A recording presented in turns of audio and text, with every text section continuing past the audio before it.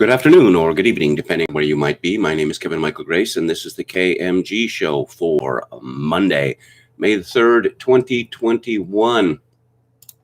To start off today by talking about a computer company called Basecamp. And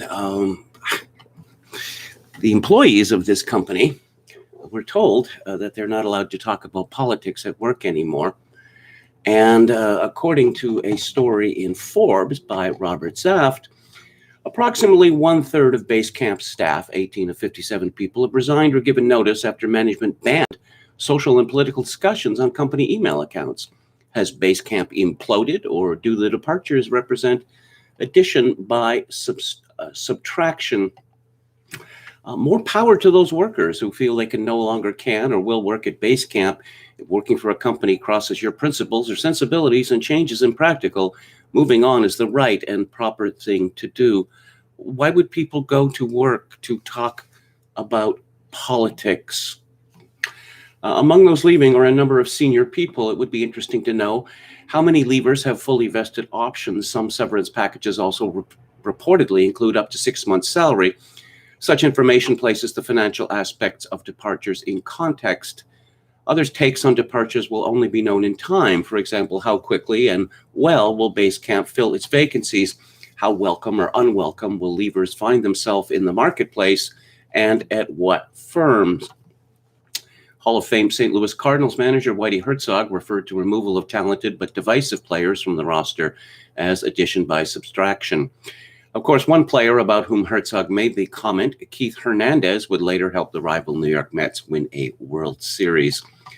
Herzog's response or rationalization was that Hernandez would never have been as good for us as he has been with the Mets.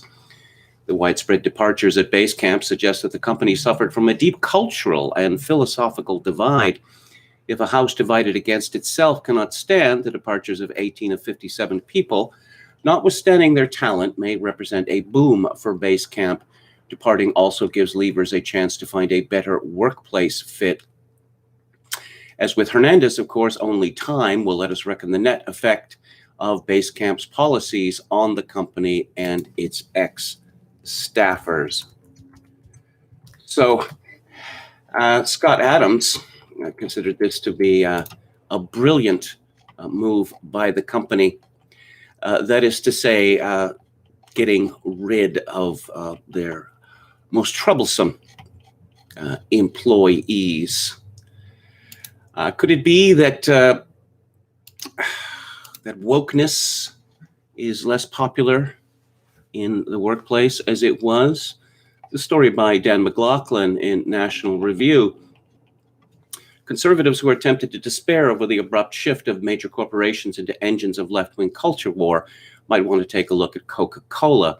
Recent developments suggest that Coke is rethinking woke.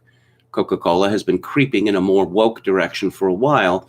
In March 2020, the company blasted U.S. soccer for making legal arguments in the equal pay lawsuit filed by the women's team, a lawsuit the women soon lost in court. In June 2020, Coca-Cola announced that it was suspending advertising on Facebook and Instagram, joining a coalition of left-wing advocacy groups as part of a campaign forcing the social media network to more stringently police hate speech and disinformation. The boycott was openly directed at Facebook's refusal at the time to censor posts by Donald Trump, who at that time was president of the United States. Coca-Cola CEO James Quincy issued a Where We Stand on Social Justice manifesto. We must put our resources and energy toward helping the end of systemic racism. We will invest our resources to advance social justice causes. We will use the voices of our brands to weigh in on important social conversations. For example, today we are announcing $2.5 million in grants from the Coca-Cola Foundation for the Equal Justice Initiative, etc., etc. The author, McLaughlin, continues, yet the company's concern for justice is decidedly one-sided. For all its activism in the U.S., it lobbied against a bill that would ban products made with forced labor in China's Xinjiang province. Coca-Cola grabbed headlines in February of this year for the company's diversity initiatives, most notoriously leaked slides from a training program commanded Coca-Cola employees to try to be less white. Then the company issued strict requirements to its outside counsel to mandate the selection of lawyers on the basis of race. When the Georgia elections law passed in late March, Coca-Cola CEO James Quincy blasted it as unacceptable and appeared to be under pressure from left-wing activists to go further. In recent weeks, activists staged a die-in at Coca-Cola's museum in Atlanta. Bishop Reginald Jackson, an influential Atlanta pastor, used a bullhorn on the street to call for a boycott of Coca-Cola.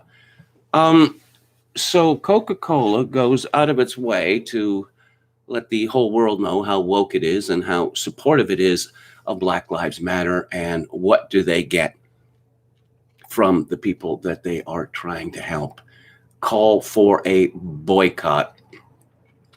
Republicans noticed and began to push back. On April 6th, Rand Paul and Donald Trump called for boycotts of Coke, although Trump was subsequently spotted with a Diet Coke on his desk. Several legislators in Coca-Cola's home state of Georgia pulled Coke products from their offices, and Ted Cruz asked on Twitter, "I wonder who the largest institutional purchasers of Coca-Cola are. Do they all agree with woke Coke radical politics?" Then a funny thing happened. On April 10th, dozens of corporate chieftains met to consider sanctions against Georgia. Instead, they ended up issuing a vaguely worded statement about voting rights that didn't even mention the state. And Coca-Cola, along with fellow Georgian behemoth Delta Airlines, was conspicuously absent from the list of signatories. Instead, on April 14th, the company issued a decidedly conciliatory statement. Then on April 21st, the next shoe dropped.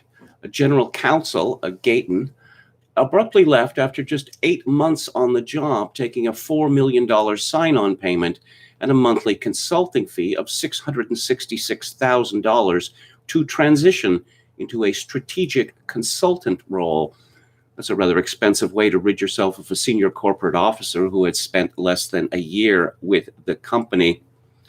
On April 27th, Law.com's corporate counsel reported that Monica Howard Douglas, Gayton's replacement, and a 17-year veteran of Coca-Cola's legal department, refused to discuss Gayton's resignation, but told the company's legal department that Gayton's departure meant a pause on the company's controversial diversity initiative. Neither Douglas nor Gayton nor Coca-Cola is talking to the media about any of this right now, but read the tea leaves. Within a span of 3 weeks, the company came from under public fire from prominent Republicans, swiftly de-escalated its rhetoric on the Georgia law, saw its general counsel hastily resign, and saw his replacement declare a pause on his most heavily criticized efforts. It certainly looks as if Coca-Cola has reached a corporate decision to pull back from a partisan and ideological posture that actively antagonized half the country, including the state government of where Coca-Cola is headquartered.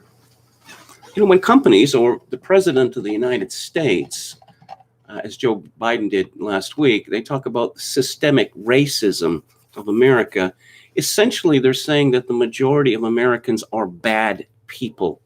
And why would that lead people to buy a Coca-Cola or indeed to vote for Joe Biden, who's supposed to be the, great healer?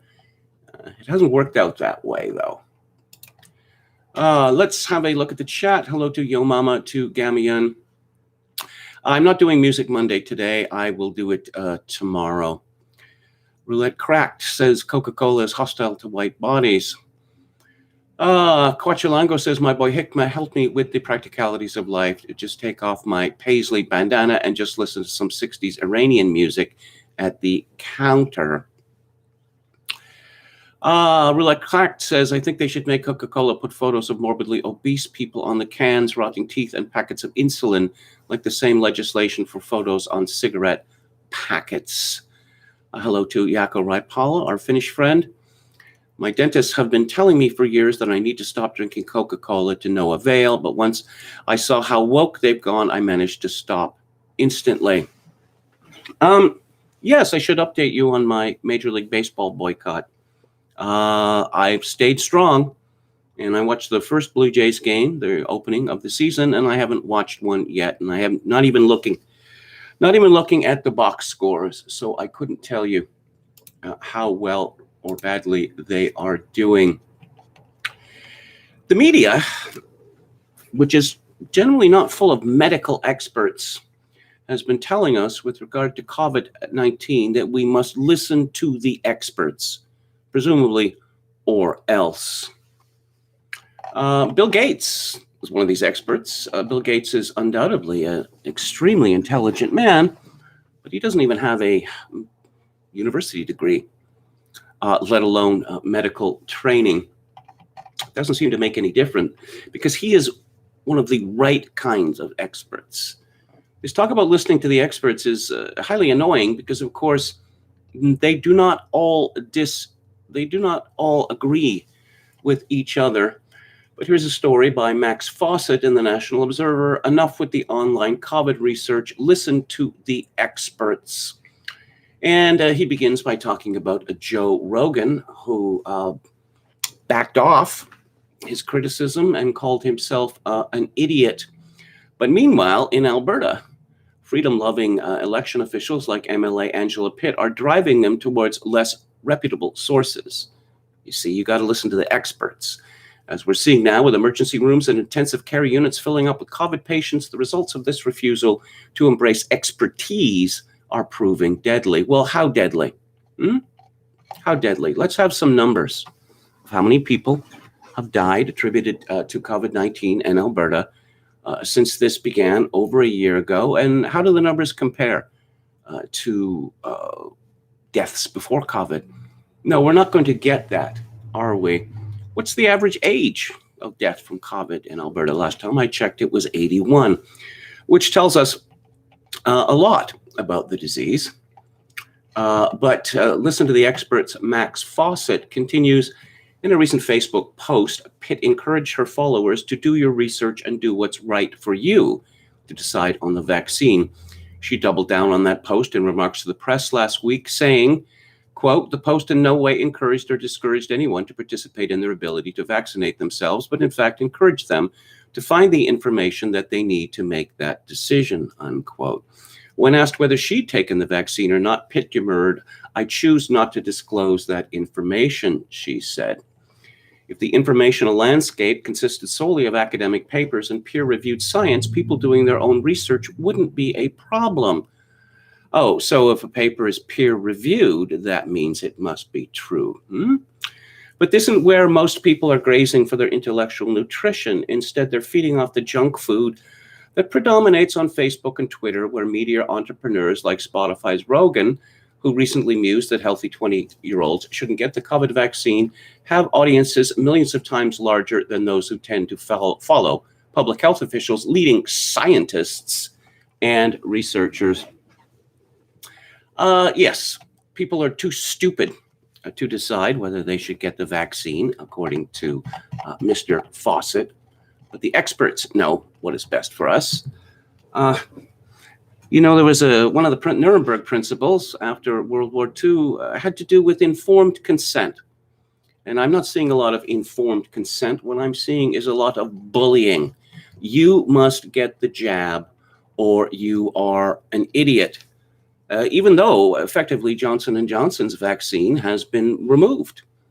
So apparently it wasn't all that safe and efficacious, and there have been problems with AstraZeneca as well. What do we have here? Well, this fellow is affiliated with the New Democratic Party, and he very much does not like Jason Kenney. I'm not a fan of Jason Kenney, but not for the same reason as Max Fawcett.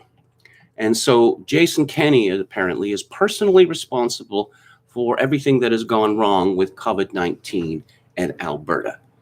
Of course, other premiers are not blamed by the media. I mean, Doug Ford is blamed, of course, but people don't like him. The media doesn't like him. So Jason Kenney suggested there's, I think, a false idea out there that lockdowns stop viral spread and that they can be effective in every instance. That's not the case. Fawcett says that would come as a surprise to the people at The Lancet, who just came out with a paper suggesting that lockdowns work and that countries that imposed more stringent measures have performed better on both health and economic metrics. But Kenney and his government seem committed to discounting the public health information advice they're getting from actual experts and instead pandering to the anti-science voters that helped elect them. And while this mismanagement of the COVID crisis will eventually fade into the background as the vaccines take over and help bring the pandemic under control, it will have taken far longer than it had to and come with a much larger, higher price than was necessary. That's a direct message of the confused messaging coming from Kennedy and his government MLAs and the amplifying effect it's had on anti-maskers, vaccine skeptics, and COVID-19's other unwitting enablers. Do lockdowns work? We'll get to that in a minute. It's a piece from the London Telegraph by Rosa Silverman. We're beating the virus, yet how many have been left with a chronic fear of reintegrating? How can we break free of this self-imposed lockdown? The rise of COVID anxiety syndrome.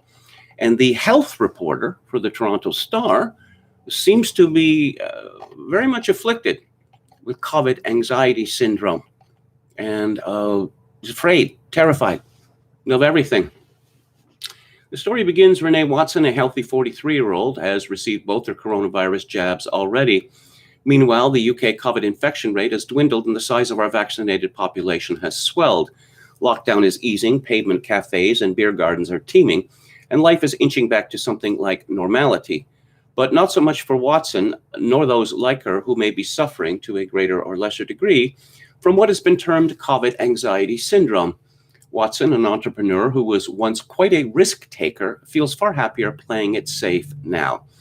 I thought I'd spring back and return to being keen to go to restaurants and shopping, says the mother of two from Oxfordshire. But I've really not wanted to do that at all. I'm still ordering everything online. It's not like me. It's strange. I'm normally a sociable person and like going to festivals, but it feels like too much of a risk at the moment. Watson's response to the easing of lockdown is not all that uncommon, say psychologists. It is not yet known how many people will be affected by residual COVID anxiety after vaccination, but it's feared a significant minority will struggle to readjust, especially as increased unlocking allows for large groups and big crowded events to take place again. While many of us are enjoying the chance to socialize and travel normally, some are clinging fearfully to the safety behaviors enforced upon us during the pandemic. What was once a rational response to danger has become a maladaptive response as the danger recedes. It was Marcantonio Spada, professor of addictive behaviors and mental health at London South Bank University, and Anna Niksevich, a psychology professor at Kingston University, who identified and named the phenomenon of COVID-19 anxiety syndrome. Early in the pandemic, they hypothesized that there would be a number of coping behaviors people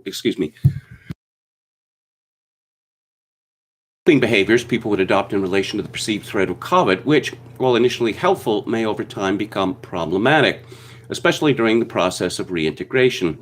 These behaviors, which may include not touching things, avoiding using public transport, worrying, and monitoring our environment and other people for the presence of the virus, could potentially keep us stuck, they suggested. The researchers say, in people who use these coping strategies consistently, excessive, daily, with the view that it will keep them safe, it may inadvertently lock them into COVID-19 related fear and distress and hinder their reintegration. Data they have collected in both the US and UK bears out their theory. Their findings suggest that those at a greater risk from the virus are more prone to COVID anxiety syndrome, but Spada believes as many as 1 in 5 people could struggle with the return to normality, and that women under 40 may be particularly affected, since other research has shown this demographic to be the worst hit by the pandemic psychologically. Well, one would think that people who are the obvious, targets for COVID-19, that is to say, old people, very old people, would be the most frightened. No, but it appears it's fairly young women who are the most affected by this, and I suppose the reason for that might have something to do with their use of social media. And despite what Max Fawcett has to say, when I go onto Twitter and read about COVID, essentially what I hear is, you're going to die. You're all going to die. Everybody's going to die. Here's a story from lbc.co.uk by Will Taylor. Coronavirus was more likely to have escaped from a lab than to have come from an animal, the former head of MI6 has told LBC. Sir Richard Dearlove said aspects of the virus point in the direction of it being somewhat tailored, though he warned this may never be proven. The former C of the Secret Intelligence Service, equivalent to M in James Bond, also told LBC's Tom Swarbrick that more information on the coronavirus's origin will soon come out. Some have theorized that the coronavirus could have escaped from the Wuhan Institute of Virology. Work to establish the origin of the virus is ongoing. Sir Richard, who headed up the spy agency between 1999 and 2004, told Tom the World Health Organization's report, which said a lab leak was highly unlikely, but further work was needed, was a farcical investigation. So this fellow, Sir Richard, seems to be an expert, at least in intelligence, and he is saying that the WHO report on the origin of coronavirus was farcical. So we have dueling experts here. Here's a story by Eileen Connolly from the New York Post. COVID lockdowns cost countless jobs, don't appear to have saved lives. We've locked down the economy instead of the virus. Jobs are recovering slower in New York and other states, holding on to stringent COVID-19 restrictions than in states that fully opened their economies, even though continued lockdown measures don't appear to be saving lives, an ongoing study by Wallet Hub shows.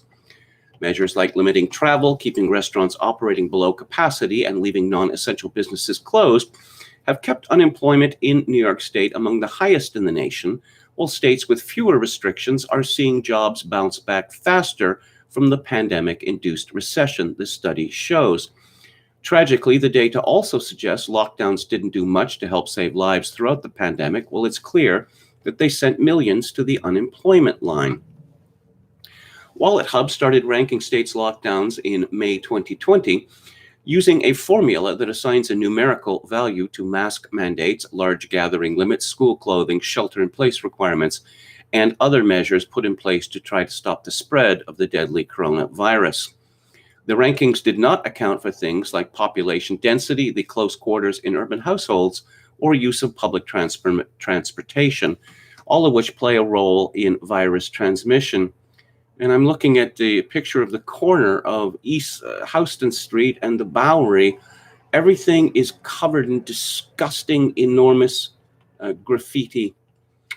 At the beginning of the pandemic, with the metro area besieged by the virus, Wallet Hub scored New Jersey's lockdown measures the strictest in the country, followed closely by New York. On the other end of the ranking, South Dakota, which imposed almost no restrictions, sat on top of the openness ranking, with Utah second. Over the course of the year, states imposed and eased a variety of restrictions in response to the level of virus cases and COVID-19 deaths. Where lockdowns were lifted, unemployment fell, but the restrictions didn't seem to nudge death rates. By March 8th of this year, for example, New Jersey had recorded 2,656 deaths per 1 million residents, while New York had 2,500 per 1 million residents, according to the COVID Tracking Project. South Dakota had 2,149 deaths per 1 million residents, but Loose Rules, Utah had just 617. Of course, there's many other factors here.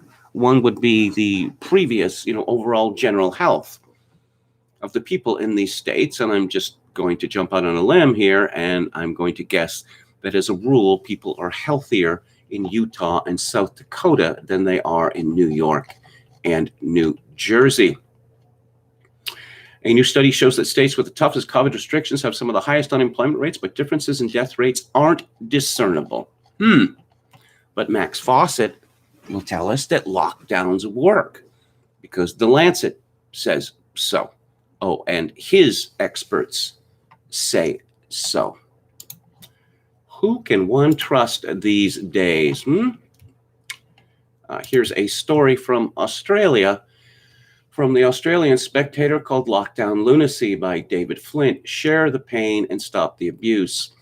How long will Australians tolerate politicians abusing their powers while underperforming in so many areas under their responsibility, such as education? We live under a constitution based on the eternal rule that power tends to corrupt. An increasing number of Australians suspect the Wuhan virus is being used to create fear, and thus an acceptance of draconian solutions used to win elections and even to maintain opinion polling ratings. There is an increasing suspicion that media briefings are being held to panic the population with shock reports about a small number contracting the virus. While most are likely to recover, a draconian solution is then imposed on the population, even across the whole state. What is obvious is that while the vulnerable should be protected, there was never any justification in seriously damaging those in a specific range of businesses and employments. When the virus first struck in Australia, the declared policy was to flatten the curve, that is, to slow down its impact so that the hospitals could cope. That has never been changed. But the conclusion from the actions of too many politicians is their aim is to achieve an obvious impossibility, eradicating the virus without the population becoming immune.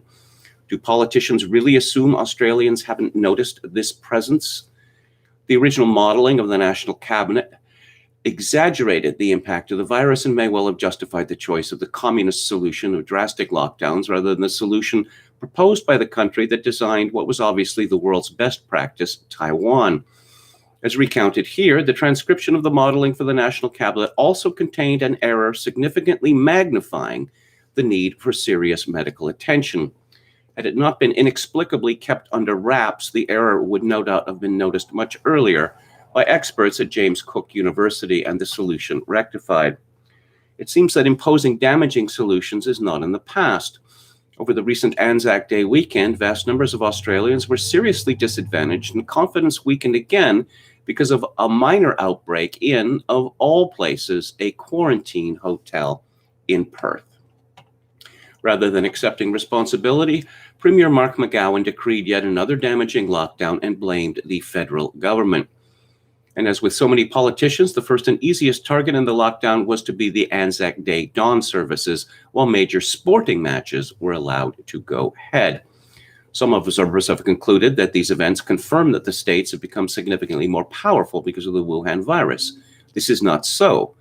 The states remain shameful mendicants, dependent for an unacceptably large part of their income from the federal government, indeed to a degree which would outrage the American creators of the concept of modern federation, the founders of our own, and politicians worthy of the mandate given by the people. Oh, yes. You want to see how far panic can go? Here's a story from Paul Joseph Watson at Summit News. Swimming pool tells swimmers to exhale underwater, not look at or talk to others. A lengthy set of new COVID rules mandated by the operators of a swimming pool in London include asking swimmers to exhale underwater as well as not look at or talk to others. Yes, really. And here's the list of the rules. Okay. When swimming, only active single file movement is allowed without long rest periods. When you need to rest, look away from other swimmers and maintain social distancing. Overtaking is not permitted unless it can be done whilst maintaining social distancing. When swimming, exhale underwater where you can.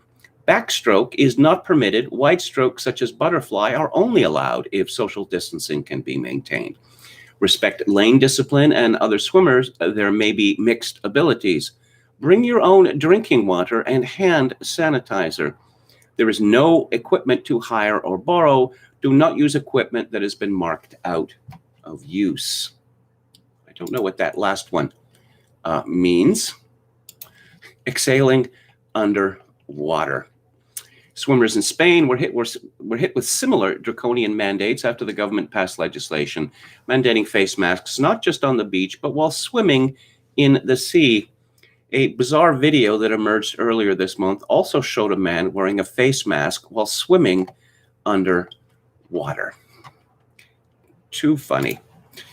Too funny. Oh, Barack, as he's calling himself, is telling the kiddies to all get their jabs. This is from Hannah Blow at Breitbart. President Barack Obama participated in a TikTok video to encourage young people to get vaccinated for the Chinese coronavirus. In the video posted by Yahoo News, the former president urged young Americans to get vaccinated, branding vaccines as safe, effective, and free. Hi, everybody. It's Barack. Now that every American over the age of 16 is eligible to get the vaccine, I want to talk to you about getting yours. The vaccine is safe. It's effective. It's free. I got one. Michelle got one. People you know got one, and now you can get one too. He said pitching it is the only way we're going to get back to all the things we love, from safely spending time with grandparents to going to concerts and watching live sports. So get the vaccine as soon as you can, Obama added. He seems to be suggesting that in the new world, people who are not vaccinated will not be allowed to go to concerts and such like. I don't think that anyone is, this hasn't been legislated anywhere, but it may happen. Oh, more talk about experts from the same source, the same reporter. A New Jersey school nurse who refused to endorse universal mask wearing as a viable way to protect students from the Chinese coronavirus and who went to work without one has been suspended by the Stafford Township School District. Erin Pine came under fire after participating in a video for Republican gubernatorial candidate Hersh Singh, in which she spoke out against the practice of forcing students to wear masks. Quote, I have just seen horrible things with these masks for the kids. In every school, I have not seen a single child wearing them correctly or staff, and I've seen so much pain with them and suffering with just on a multifaceted level, she said. We see the kids who are also having anxiety and having, depression in kindergarten, in first, second grade. She said, explaining that some kids come in crying. She offered one specific example of a first grader coming to her and saying she felt like something really bad was going to happen and the mask made her feel scared. And when she thinks about it, her stomach starts to hurt and she throws up.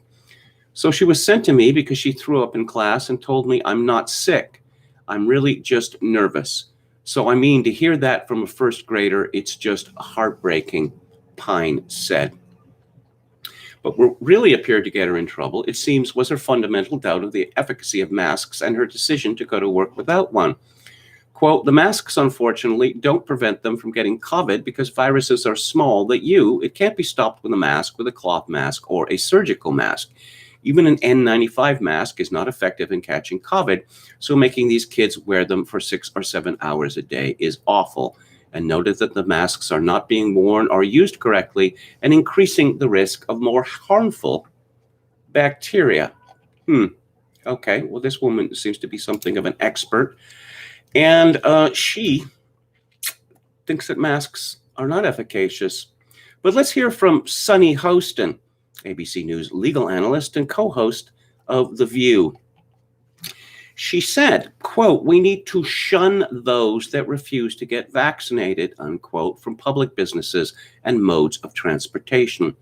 Hostin said, it's a public health issue. It's not a political issue. Well, can't it be both? This is just a vestige of the prior administration's position on the mask.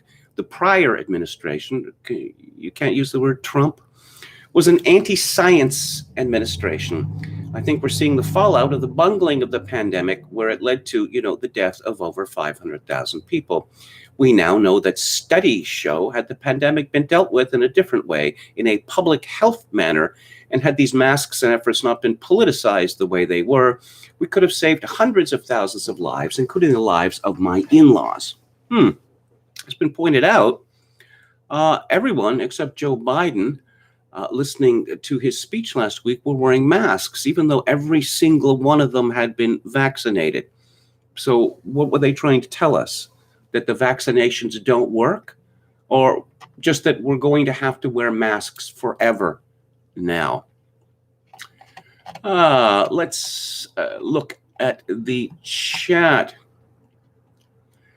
William Hicks says, saw a bit of a New York Times piece today. Herd immunity may never happen in the U.S., experts say. So we get to live under a permanent public health emergency. Yes, Gates did ace his SATs, though, says David. Right. I read one of the standard biographies of Bill Gates, and I gather that growing up in Seattle, at his schools, he was considered the smartest boy they'd ever seen. And then he went to Harvard to study math and discovered that he was not the smartest person in the world with regard to math. And so he went into business, dropped out of Harvard and moved to Albuquerque to work with this new Altair 2600 computer. This was when Albuquerque was considered, the end of the earth. before Breaking Bad and Better Call Saul. So, I find Gates admirable in a lot of ways, but on the other hand, he's become drunk with power and thinks he's, the unofficial ruler of the world? David Wright says that Bill Gates' wife, Melinda, is on the market now with her wealth. Yes, I don't, I'm not all that interested in this, except I'm kind of interested in who quit, whether it was him or her. And I rather suspect that it was her. Melinda definitely dosing, getting muscular.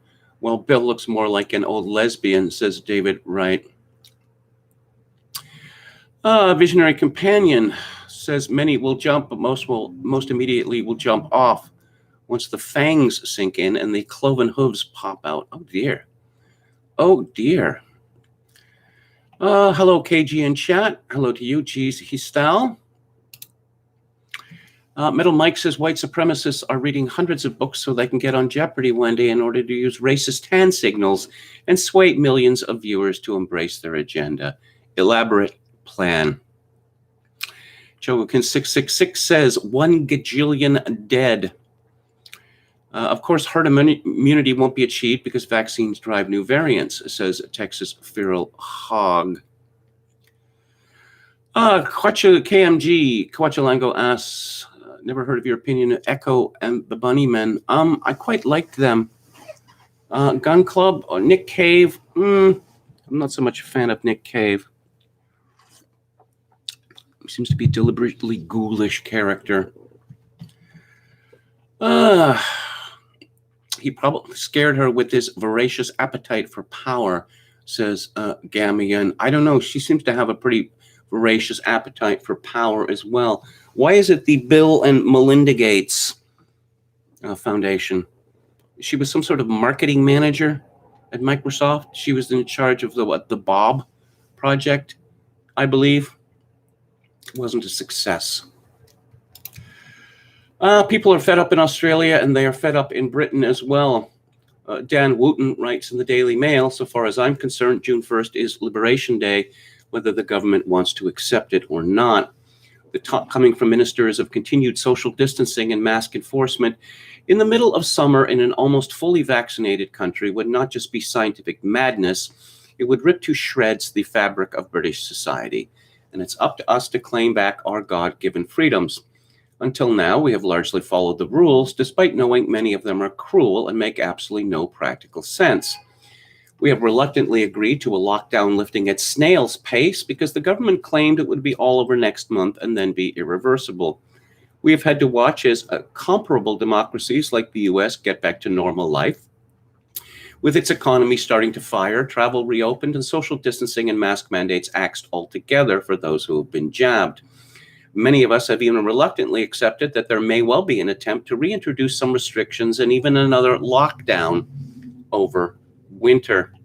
But on June 21st, no matter what political party you support, the time has come to say loud and clear, no more. Boris Johnson's de facto deputy started to lay the groundwork for yet another government U-turn on giving back our freedoms during a worrying appearance on Andrew Marr's BBC show yesterday.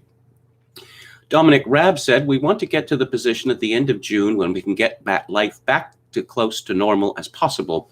But there will still need to be some safeguards in place. Asked what that meant, he added, I think it will be around distancing. Maybe there will be something around masks. Such hysteria, not backed up by any scientific evidence, must be instantly questioned and challenged. It's as if our scientists want to dismiss the greatest achievement of this pandemic, the speedy development of a super effective vaccine. And there are real-world consequences for keeping distancing and mask rules in place. For example, it would wipe out the hospitality and entertainment industry in one fell swoop.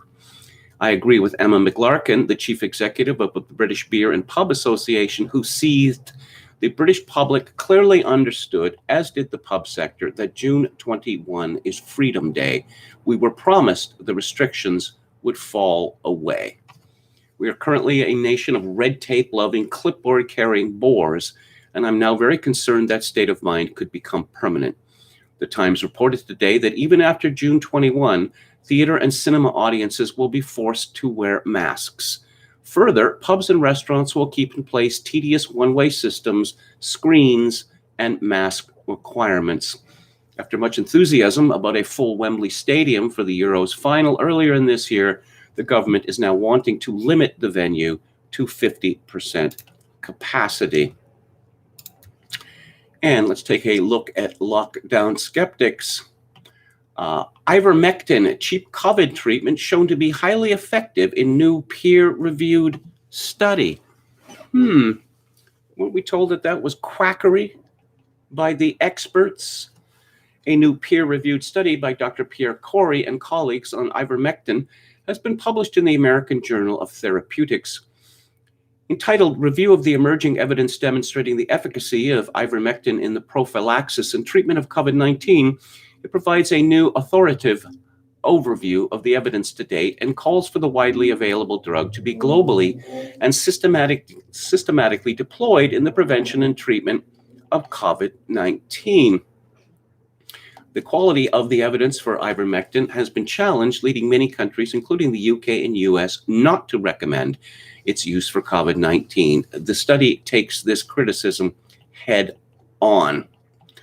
A hint of the politics around ivermectin can be gleaned in the discussion section, where the authors wonder how much more evidence a cheap, safe drug like ivermectin needs in an international emergency before it can be approved.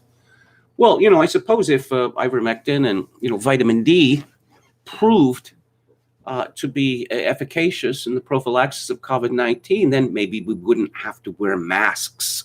And we can't have that, can we? Britain records one COVID death in lowest daily toll in 9 months, yet Boris doggedly sticks to his roadmap. Freedoms being restored in Germany, but only for those who have been vaccinated against COVID. Germans will soon be able to reclaim some of their freedoms, but only if they agree to be vaccinated against COVID under plans similar to those that have been rolled out in Hong Kong. People who are fully vaccinated, who have recovered from COVID, will be permitted to engage in certain activities, such as visiting zoos and using the services of hairdressers without prior testing. Rules on mask wearing and social distancing will, however, remain in place for all. Yes, first we were told that the curve had to be flattened, and then we were told that the vaccines were going to save us. But now it looks that in some jurisdictions, people are going to be forced to wear masks forever. Social distancing could be scrapped from June 21st, but masks will remain and numbers at large events will be capped. New article by ex-New York Times science writer claims lab leak theory is more plausible than natural origin theory. The former New York Times science writer Nicholas Wade is no stranger to controversy. Now he's written a long essay arguing that the lab leak hypothesis is more plausible than the natural origin theory. As readers may be aware, there are two main theories for SARS-CoV-2's origin. One maintains that the virus originated in bats and then jumped to humans, most likely via an unknown intermediate host species.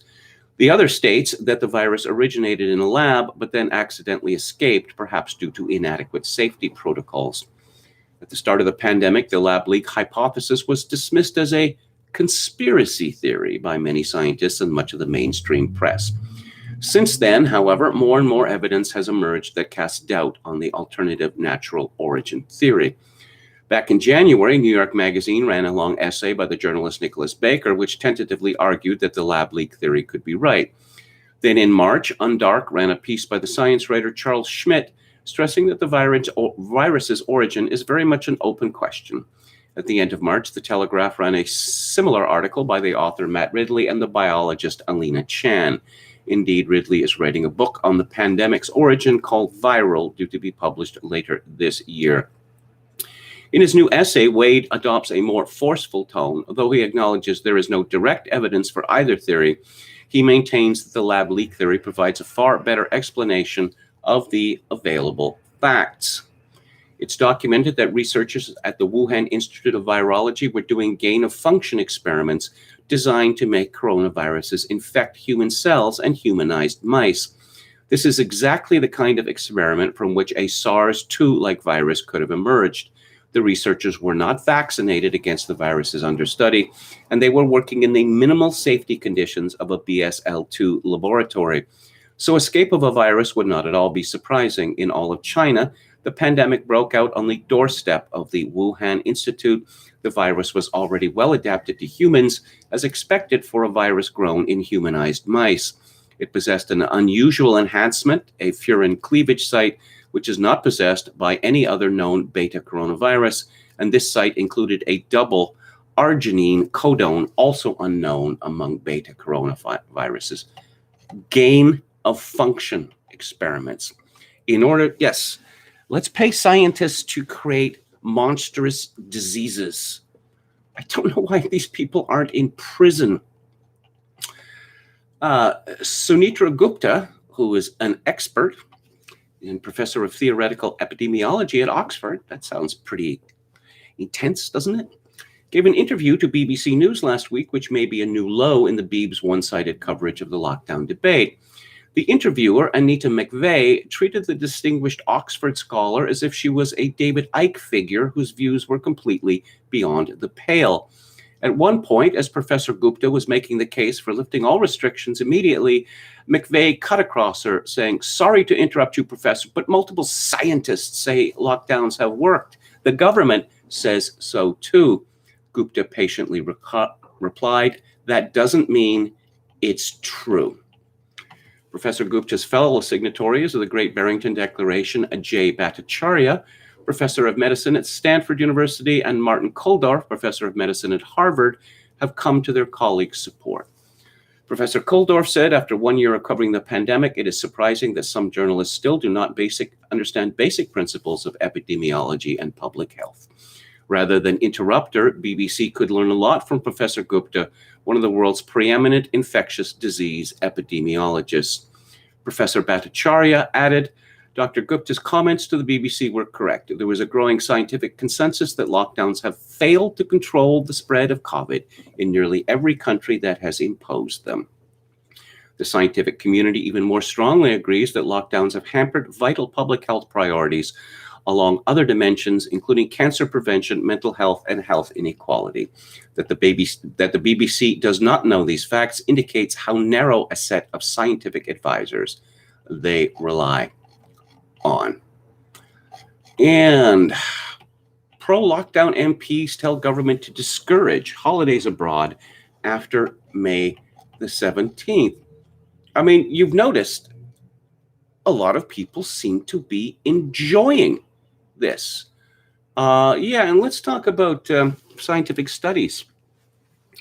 Matthew Sweet has written in Unheard about the importance of following footnotes in studies to find out if the references actually say what the studies claim they say and genuinely back up the argument being made.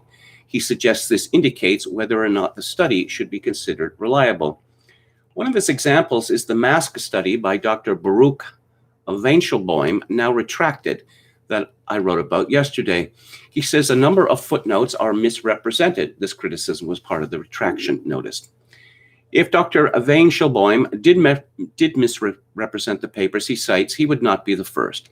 As noted yesterday, a recent peer-reviewed study in PNAS claimed surgical masks filter out 95 to 99% of aerosol droplets. Yet the two papers it cites to back up this claim say nothing of the sort. One concludes none of these surgical masks exhibited adequate filter performance and facial fit characteristics to be considered respiratory protection devices. This is not to defend Dr. Weinschelbaum's misrepresentation, of course, but to highlight that double standards applied to those who challenge political orthodoxies. Today, I thought I would follow Matthew Sweet's advice for the government's own evidence. We learned yesterday that face masks may continue after June 21st with no indication of when the mandate may be lifted or what conditions may trigger it. What scientific evidence is this seemingly permanent coercive public health measure based on? After all, the real-world evidence for masks preventing outbreaks is feeble, to say the least. Yes, we were told the government says that masks work, so I guess they must work. The government determines what constitutes valid science now. And journalists, I mean, most of the journalists are on board, like Max Fawcett. And, the experts, listen to the experts. But, as I started the show by saying, a lot of these experts disagree. And, of course, we have misrepresentation in scientific papers. Let's go to Alex Berenson's Twitter account. Update on this. General Dynamics kicked my questions to the Food and Drug Administration, which sat on them for 4 days and then offered cut and paste answers about theirs. But that had nothing to do with my questions. Please tell FDA media I said hello, be polite. Reached out to General Dynamics, which administered theirs, with questions, not a gotcha, just trying to understand how large the backlog of adverse effects to vaccines is and what they're doing about it. Presumably the volume of COVID vaccine reports has caught them by surprise too. Hopefully they'll answer. Oh, Denmark stops use of Johnson & Johnson COVID-19 vaccine. Country cites blood clot risk for move after dropping AstraZeneca shot last month. Iona County's woman's death after getting J&J vaccine reported to the Centers for Disease Control. Berenson comments, awful. Hopefully her family's honesty will save lives. Also, she was in Michigan. Her death still isn't in theirs, but it does show a 32-year-old Michigan man died of pulmonary thromboemboli 4 days after getting the Johnson & Johnson shot. And, yes, you keep on paying the Dane Geld, you will never get rid of the Dane. This is, again, from Paul Joseph Watson at Summit News. The Minneapolis Target store that was infamously ransacked by looters last year now proudly displays a mural celebrating those same rioters. As we highlighted last year, the store was reopened with the goal of catering more to Black shoppers and being less racist. After a newly formed racial justice committee sought to tackle Target's reputation of appealing primarily to white suburban shoppers, boo! Efforts were made to make the store more welcoming for Black people while also stocking more products made by Black-owned brands. Part of this facelift included a new mural at the front of the store meant to represent the new ethos of the brand. Now we know what that looks like. The mural features the words "Together We Build," as well as a depiction of two BLM protesters holding an "I Can't Breathe" sign. The mural also depicts protesters with their fists raised triumphantly in the air while buildings around them are on fire. The figures in the piece symbolize protesters who could be any of us, according to one of the artists who worked on the display. The piece was created by Minneapolis-based nonprofit Juxtaposition Arts, which goes by JXTA, reports Alpha News. The multi-million-dollar organization seeks to empower Black youth to create activist art. This apparently includes teaching kids how to write graffiti during a 3-week summer camp, printing Black Lives Matter t-shirts, and more.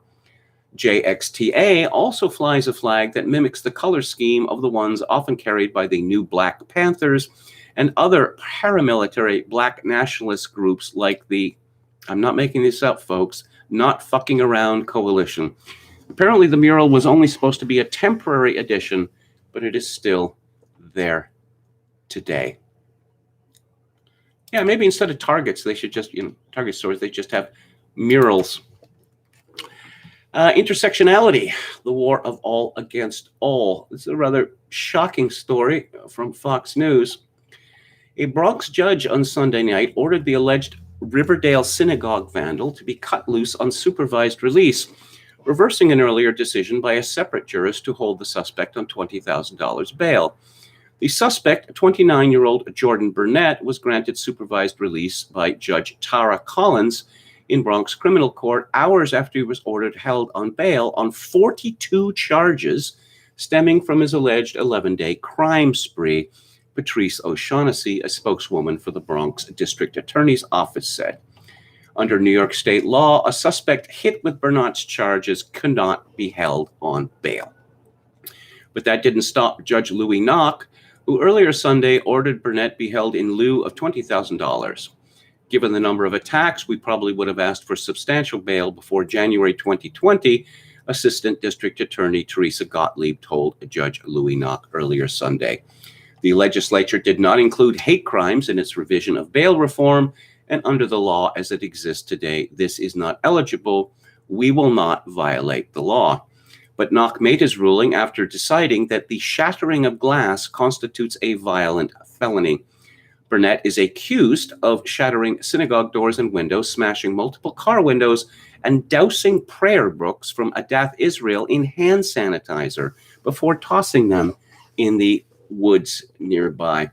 There's definitely a man you want to get back on the street as soon as possible. So, I mean, we clearly see who is at the top of America's racial pecking order. Oh, yes, Vox is one of the many media organizations which is not going to let go of the Ma'Khia Bryant affair. Someone called Fabiola Cineas,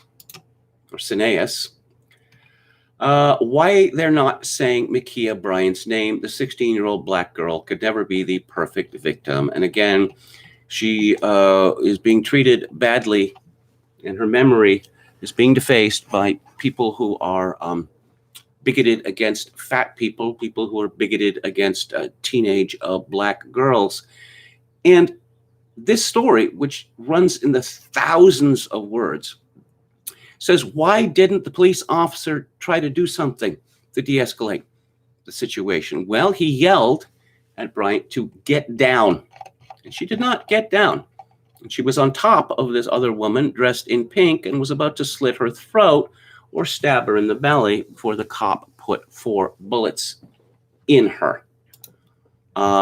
Yes, this unfortunate woman is not a very good choice for a hero, but of course neither was George Floyd, and that doesn't seem to make any difference.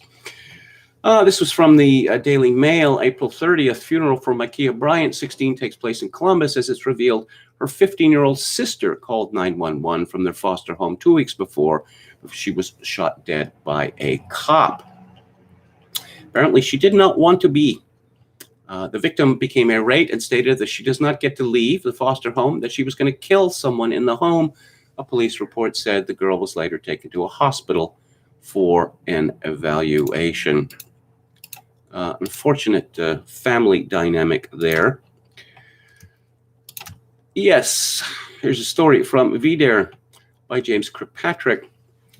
The American ruling class is deliberately attacking the country's core demographic group at just the same time that it is picking fights with major powers like Russia, China, and even Turkey. The Biden administration is demonizing whites as the main domestic threat and is developing a complicated racial caste system that punishes whites for their mere existence. Currently, an indebted, belligerent, imperialist U.S. is being propped up by naive, well-meaning whites.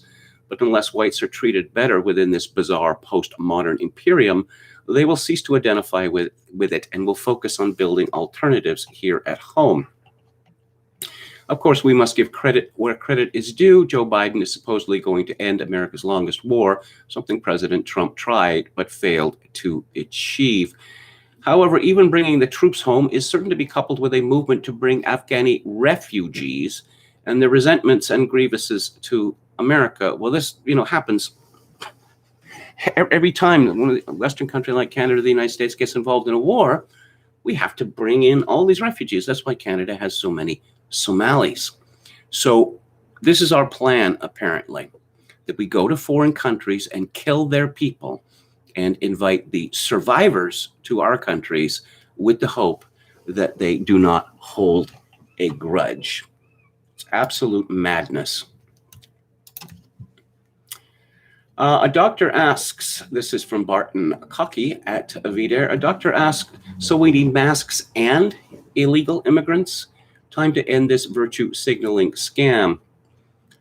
50 yes. Among individuals, the response was mixed, but my own observation was that many, but not all the dissident right, suspected instinctively that the infection posed a far smaller threat than whatever Bill Gates and the globalists had in mind for us. For lefties, though, the alleged pandemic was a bonanza, dictatorial powers for governors, recruitment of private businesses as enforcers of arbitrary mask mandates, contact tracers and informers, destruction of small independent stores and restaurants, a beta version of the universal basic income, closure of meatpacking plants, restriction of travel, maybe even a vaccine passport. But best of all, the Phantom Plague offered a whole new opportunity for virtue signaling. The summer of 2020 brought out a blooming crop of conspicuous good thinkers standing in public squares with Black Lives Matter signs and handmade face masks of colorful cloth. And the beauty of the masks was that even if you weren't waving a sign, you could show the world how really, really good and smart you are just by flaunting your face diaper. Alas, profligate minting eventually debases every currency, and the mask is no exception. Walk into a grocery store today, and you will see everyone muzzled up to the eyeballs. You just know that most of those people are covered up for the wrong reasons: selfish fear for their own health, dull obedience to the signs on the door, or tactical avoidance of confrontation with officious store clerks. How can a leftist, amid this mindless throng, stand out as ethically and intellectually superior? Social media to the rescue. Admire the artistry of this Facebook post. The "because science" hashtag is priceless. And I'm going to assume that's a woman, actually. Hashtag "because science." Why do I wear a mask? Because I care. And because I'm not a moron. Thanks, Physicians for Human Rights, for this great mask. Because, science is what the fact checkers say it is. The tech totalitarians have relentlessly suppressed any scientific dissent from the official line, which is that COVID-19 is a disease so uniquely dangerous that all normal rights and procedural safeguards must be disregarded. The grateful shout out to Physicians for Human Rights, PHR, sets the tone for anyone who might still wonder whether the masked woman is a genuine social justice warrior. If you have guessed that PHR is not fighting to protect the Bill of Rights, you are correct. Are they concerned that vaccine passports would infringe on liberty? Not so much. The real worry, whether people of color will be disadvantaged by not having equal access to the jab. What are the organization's 4 key goals for the first 100 days of the Biden administration? 1, act urgently on COVID, including mask mandates and equitable distribution of vaccines. 2, restrict excessive force and policing following the murder of George Floyd. Protect asylum seekers at the U.S. border, essentially by turning them loose inside America. Restore U.S. leadership in the international community by kissing up to the United Nations and the World Health Organization. Yes, as I say, people do seem to be enjoying this.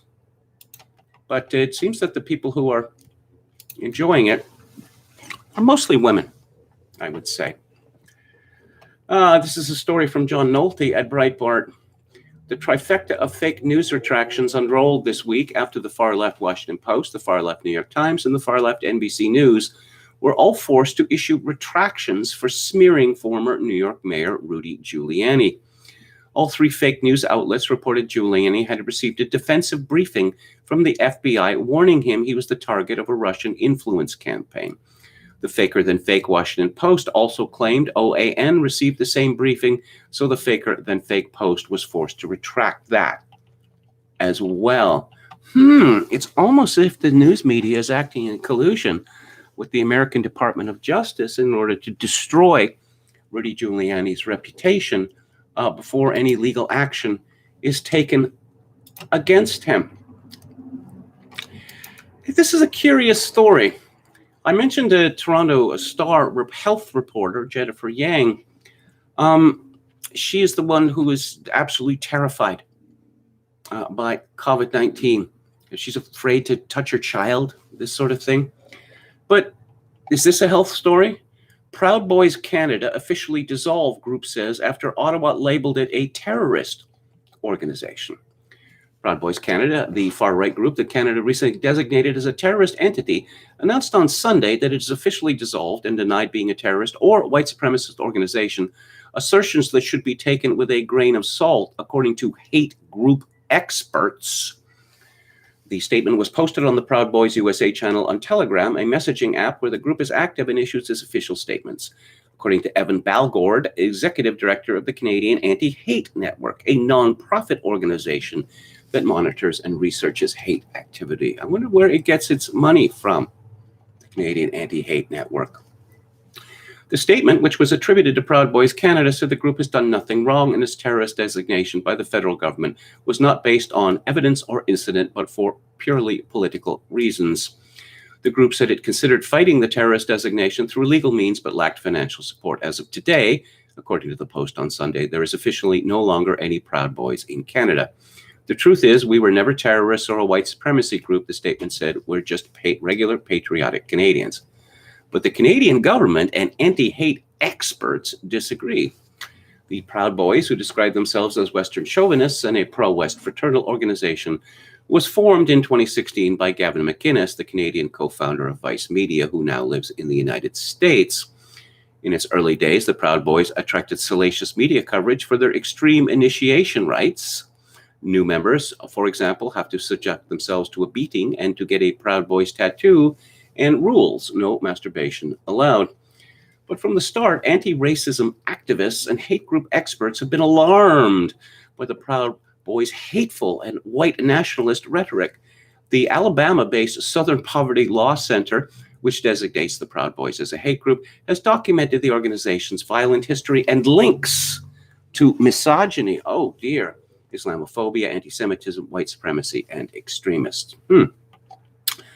So, evidence? Let's have some evidence.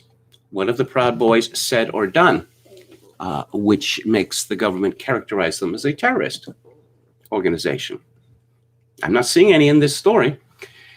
Public Safety Minister Bill Blair said Canada's intelligence agencies had been investigating the Proud Boys' activities since 2018 and that they had recently seen an escalation toward violence, whatever that means.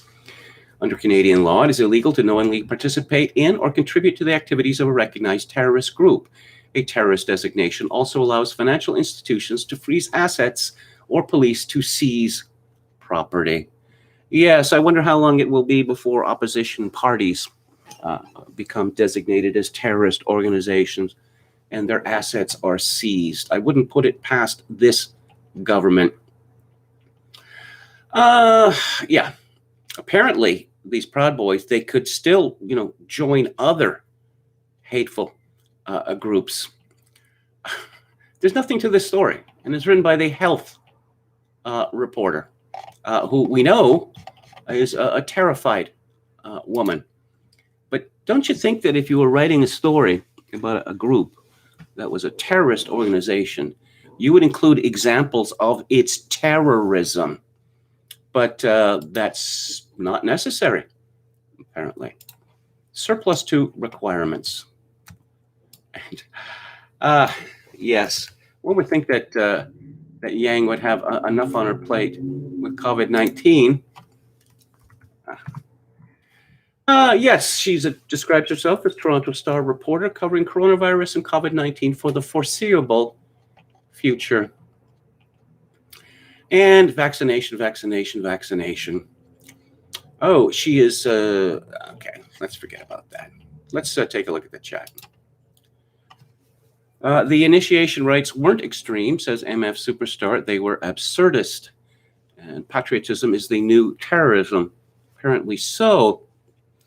1467, Masterton Wilson says, white boy summer all summer long. You see how easy it is to trigger people? MF Superstar says, credit to Gavin for trying to save Western civilization. I don't know. I thought the name of that organization, the Proud Boys, it's rather absurd. One Tin Soldier, Texas Feral Hog. That was a song by the Poppy Family, was it? Around 1970? Yes, it was very earnest. Very earnest. Okay, wow. Quoting Billy Jack. I got a real 70s thing going on here. David Dorian says, Irish man was arrested for filming the police raiding a mass. They took his kids and arrested him on mental health concerns for his safety. It's a tyranny. Who are these cops who go along with it? Well, they're soft targets, so you're not expecting them to fight back. What sort of monster refuses to wear a sack, says Chogokin666. Sack up for health. Any disaster seems to be a blessing to the left, says David Dorian, hence climate change.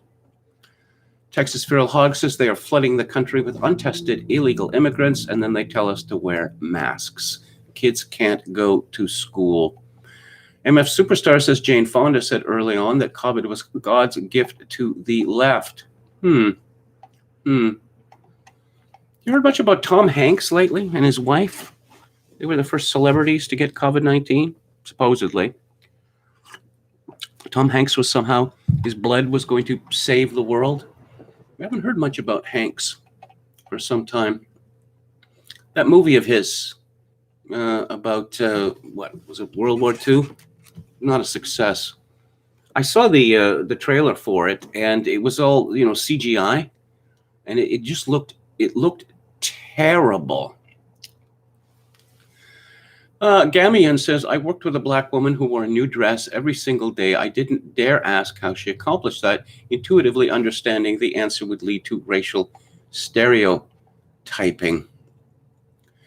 Chokin666 says, looks like that Chauvin juror lied at voir dire. I hadn't seen that. I wouldn't be surprised. I didn't believe a corporation could suffer Stockholm syndrome, but here we are, says Geez, he's style. The theme song to the movie Billy Jack, okay. Suddenly the group The Prideful Men appears out of nowhere. Okay. And, oh yes, okay.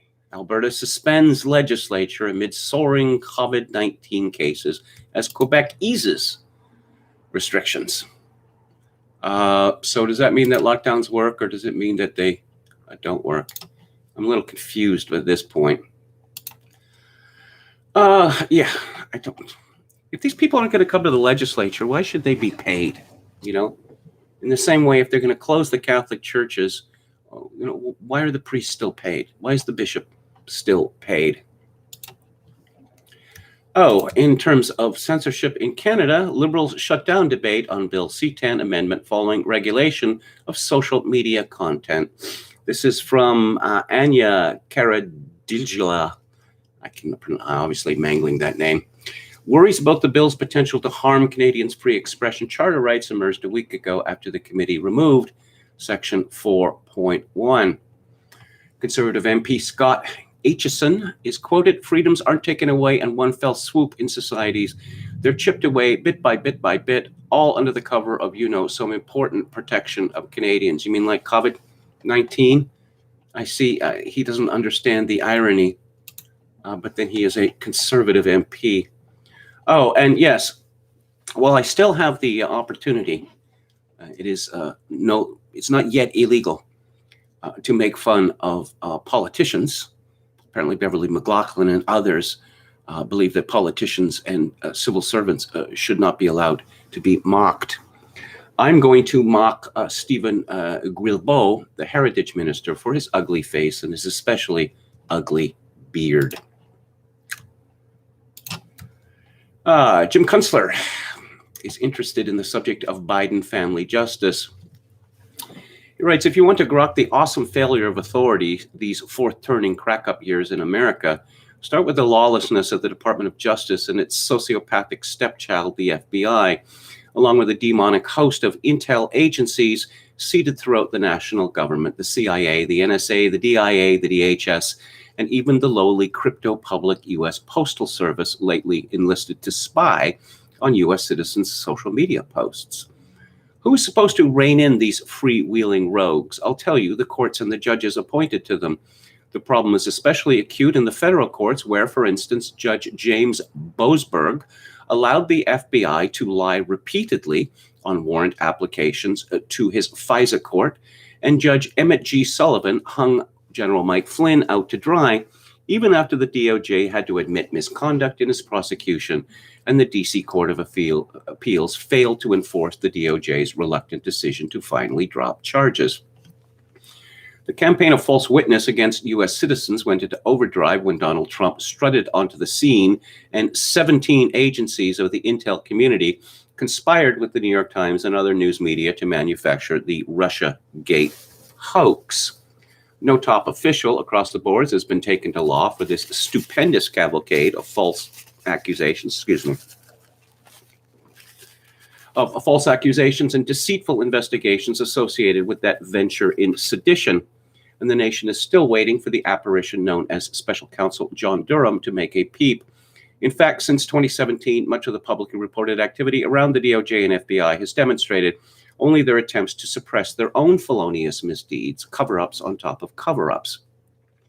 Now comes the curious case of Rudy Giuliani, whose apartment was raided on a warrant last week by the FBI seeking his computers and cell phones. The probable cause remains murky, something to do with violating the Foreign Agents Registration Act in representing Ukrainian clients in the U.S. So the DOJ wants Rudy's files, emails, and memoranda on that. Of course, Rudy was acting as the president's lawyer in impeachment number 1 over a telephone call to Ukraine. And what was that about? Hunter Biden's grifting activities, his cumulatively receiving millions from the Burisma company, of which Hunter's dad was due to receive at least his usual 10% cut, and concerning which activity Joe Biden threatened former Ukraine President Poroshenko in withholding U.S. aid. An investigation into Hunter's Burisma grift was dropped. It might be helpful to the current occupant of the Oval Office to know what kind of evidence Rudy has acquired and all that, and more over the years, yes. But then there's plenty of evidence about it and much, much, much more on Hunter's wayward laptop. Perhaps hundreds of millions in wide-ranging grifts beyond lowly Ukraine all the way to China, where to this day Hunter remains active and substantial financial connections through his Scan Italy's LLC financial company. And it has become known that the FBI was in possession of Hunter's laptop for at least 1 month prior to the commencement of impeachment proceedings in December of 2019. And nobody was informed about that, not least the president's lawyer. It has come out lately that the FBI secretly hacked its way into Giuliani's iCloud data storage account without a warrant in the fall of 2019, when Adam Schiff's Intel Committee held its hearings preliminary to impeachment, and Giuliani was the president's lawyer. Did Mr. Wray and Mr. Barr or others funnel info about what was on the president's lawyer's private iCloud files to Mr. Goldman and Mr. Schiff? And was that info known to then Director of National Intelligence Joseph McGuire, or Intel Community Inspector General Michael Atkinson, who allowed the bogus complaints of CIA whistleblower, and I'm not going to mention his name or I'll be kicked off, and National Security Chief Officer Alexander Vindman to be manufactured into an impeachable crime? Do these seem to be esoteric issues? I don't think so. Will they ever be adjudicated? And will our country pay a price for allowing all of that to happen? Does the DOJ aim to mount an indictment against Rudy Giuliani? Well, if they do, of course, they open the door to evidentiary discovery. Like, who gave the order to hack into the president lawyer's iCloud account during the 2019 impeachment? Anything funny going on with that? It happens that Giuliani's personal lawyer is one Bob Costello, who served as head of the Southern District's Criminal Division when Rudy ran the DOJ's SDNY. Costello might know something of the workings in Maine justice. He could possibly root something interesting out. Excuse me, I will return in about 30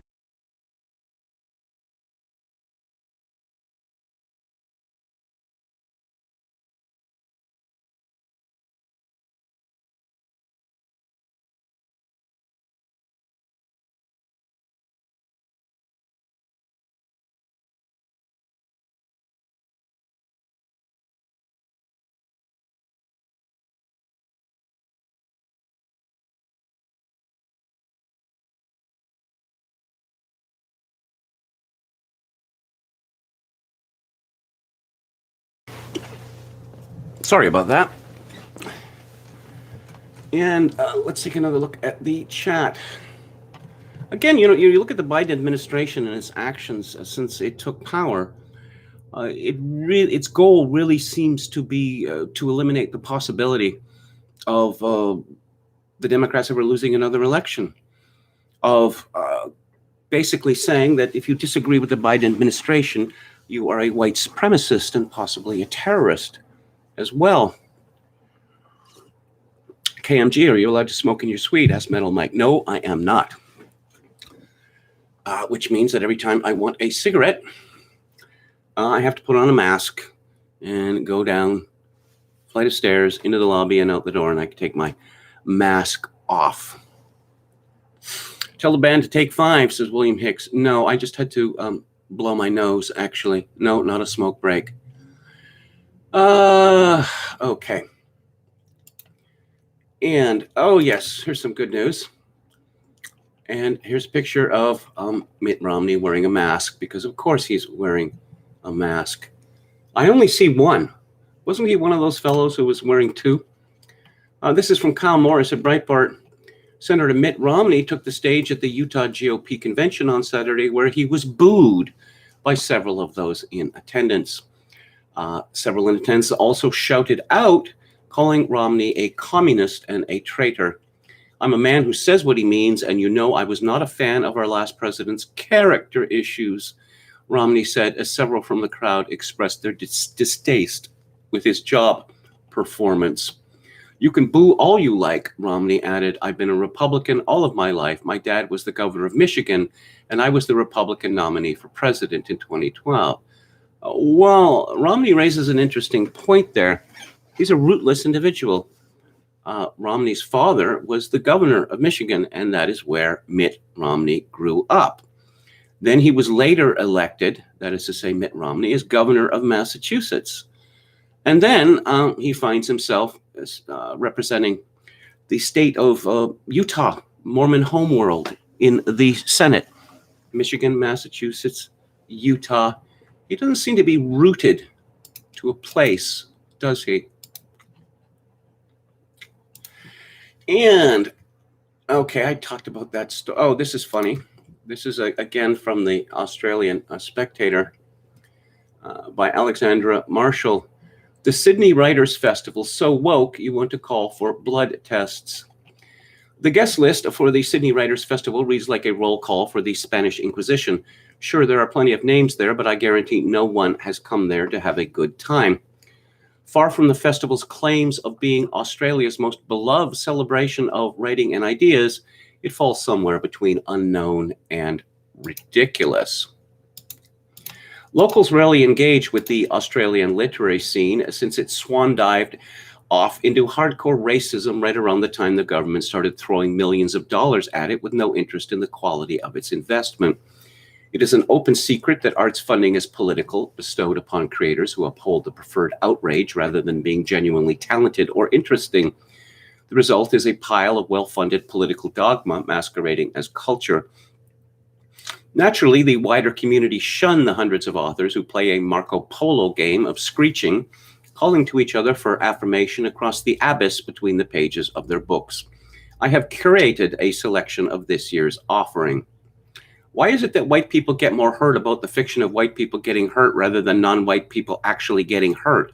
This is from Michael Muhammad Ahmad on criticism of the After Australia book cover with scribbled out white faces. The future of Australia can only be different if we think of our past differently. Oh, our past, Mr. Ahmad? This might sound horrifically racist and a tad revisionist, but I assure you that Michael is a celebrated author with awards to legitimize his rhetoric. We are 100 years away from gender equality, and I, for one, I'm not going to wait for that, says Marine Faruqi, who represents the Green Party in the Senate of Australia. While it is true that her native Pakistan has a shocking record when it comes to women's rights, Australian women have been enjoying equality for quite some time. Although she may be referring to the quota system, which grants women an unfair advantage over men during the selection process. Remember, kids, systemic female supremacy is not the same as gender equality. So this woman has the effrontery. I looked her up. She was born, raised, educated in Pakistan. So she shows up in Australia and starts lecturing Australians about how cruel they are to women. Kate Ellis, a former Labour politician, says, how about we move away from the conversation we've been having for decades about quotas and targets and actually just accept that you need to put in place structure reform to bring in more women. Yes, originally the argument was, well, anything a man can do, a woman can do just as well. So you just have to stop discriminating against women. No, that message has been dropped now. We need to start actively discriminating against men. Did anyone at the festival ask Kate Ellis If she believed that this part of the structural reform should include pushing women to garbage collection and other undesirable jobs where Australian men are overrepresented, Ellis could campaign to kick women out of the education industry, since 76% of public school teachers are female. That is a clear overrepresentation if your goal is equality. Winnie Dunn says, as people of color, we need to be the best writers we can be because we can't wait for white people to catch up and realize. I wonder what Winnie Dunn writes about. I think I have a pretty good idea. Raise your hand if you pick up a book, squat at the name, and chuck it out if you suspect the author is non-white. No one? The weird thing about books done is that they are already colorblind. That said, most readers don't like being referred to as white, so maybe tone down the racism a little if you're worried about success. Amani Haydar says, wonderful time at the launch of Racism at the Sydney Writers' Festival today, and proud to have a piece of writing in this anthology by, wait for it, Michael Muhammad Ahmad. Launching Racism, I guess that event is subtitled Tips on How to Start a Race War in a Peaceful Democratic Nation. Annabelle Crabb gives us this. The parliaments are overstocked with both male and pale. What's worse is that it's the direct inverse of who dies in our jails. Ooh, it rhymes. Senate is from a Latin word that means old man, says Marine Faruqi. Indeed, it does. And what of it? You must dismantle the master's house, but you have to use tools that are different to theirs, says Marine Faruqi and Hossein Faruqi. Why are these people in Australia? Of course, I could ask the same question about many of the people in my own country. I'm going to read from Hilaire Belloc's The Servile State, How the Distributive State Failed. With the close of the Middle Ages, the societies of Western Christendom and England, among the rest, were economically free.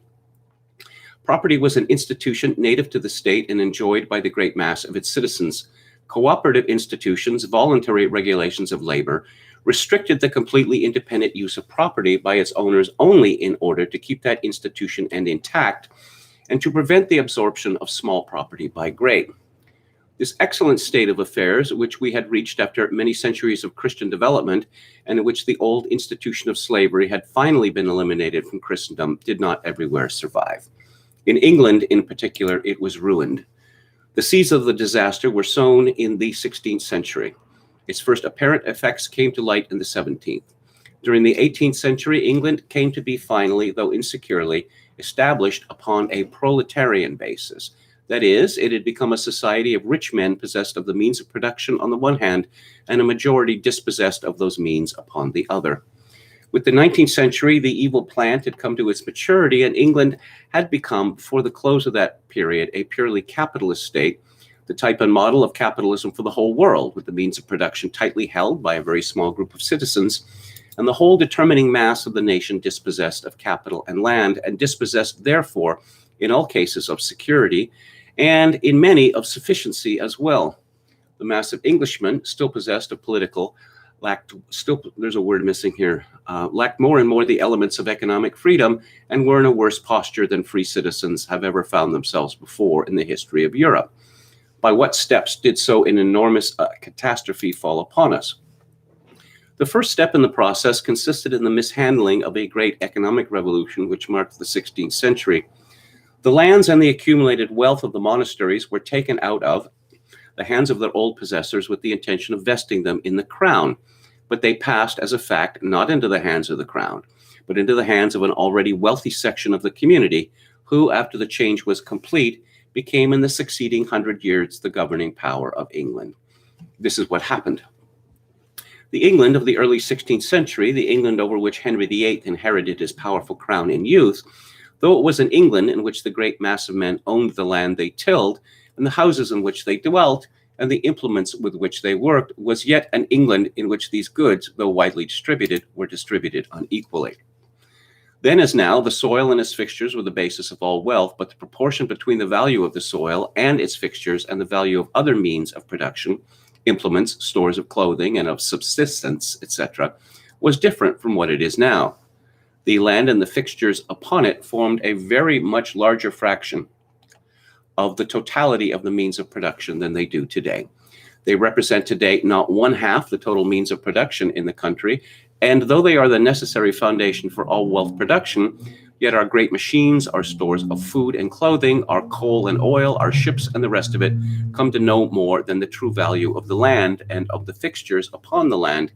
They come to more than the arable soil and the pasture, the constructional value of the houses, wharves, and docks, and so forth. In the early 16th century, the land and the fixtures upon it came, upon the contrary, to very much more than all other forms of wealth combined. Now, this form of wealth was here more than in any other Western European country, already in the hands of a wealthy land-owning class at the end of the Middle Ages. It is impossible to give exact statistics because none were gathered, and we can only make general statements based upon inference and research. But roughly speaking, we may say that of the total value of the land and its fixtures, probably rather more than a quarter, though less than a third, was in the hands of this wealthy class. The England of that day was mainly agricultural and consisted of more than 4 but less than 6 million people. And in every agricultural community, you would have had the lord, as he was legally called, the squire, as he was already conversationally termed, in possession of more demesne land than in any other country. On the average, you found him, I say, owning in this absolute fashion rather more than a quarter, perhaps a third of the land of the village. In the towns, the distribution was more even. Sometimes it was a private individual who was in this position, sometimes a corporation. But in every village, you would have found this demesne land absolutely owned by the political head of the village, occupying a considerable proportion of its acreage. The rest, though distributed as property among the less fortunate of the population and carrying with it houses and implements from which they could not be dispossessed, paid certain dues to the lord, and what was more, the lord exercised local justice. This class of wealthy landowners had been also, for now 100 years, the justices upon whom the local administration depended. There was no reason why this state of affairs should not gradually have led to the rise of the peasant and the decay of the lord. This is what happened in France, and it might perfectly well have happened here too. A peasantry eager to purchase might have gradually extended their holdings at the expense of the demesne land, and to the distribution of property, which was already fairly complete, there might have been added another excellent element, namely the more equal possession of that property. But any such process of gradual buying by the small man from the great, such as would seem natural to the temper of us European people, and such has been taken place nearly everywhere in countries which were left free to act upon their popular instincts, was interrupted in this country by an artificial revolution of the most violent kind. The artificial revolution consisted in the seizing of the monastic lands by the crown. It's important to grasp clearly the nature of this operation, for the whole economic future of England was to flow from it. And I will have more from the servile state tomorrow. I wanted to mark the passing of a great American sportsman. His name was Bobby Unser. He was a race car driver. He won the Indy 500 3 times. He won the Pikes Peak hill climb, nearly 20.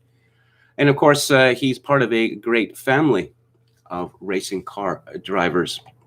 I had the good fortune to interview Bobby Unser on 2 occasions. And I remember I was asking him, there was a Canadian race driver who had died in a crash, a horrific crash. And this led to a lot of people in the media talking about, how racing should be banned or such like. And I asked him what he thought of this sort of response. And he told me these people need to get right with God. Yes, racing is a dangerous business. It's not as dangerous as it was in the past, but dangerous nonetheless.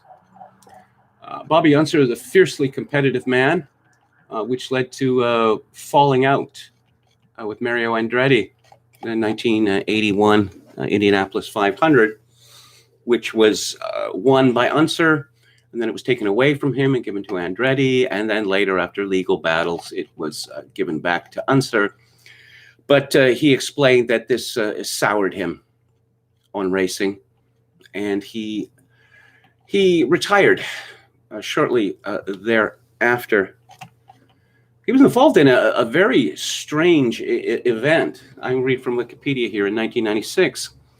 On December 20th of that year in Colorado, Unser and a friend became lost while snowmobiling near Unser's New Mexico ranch.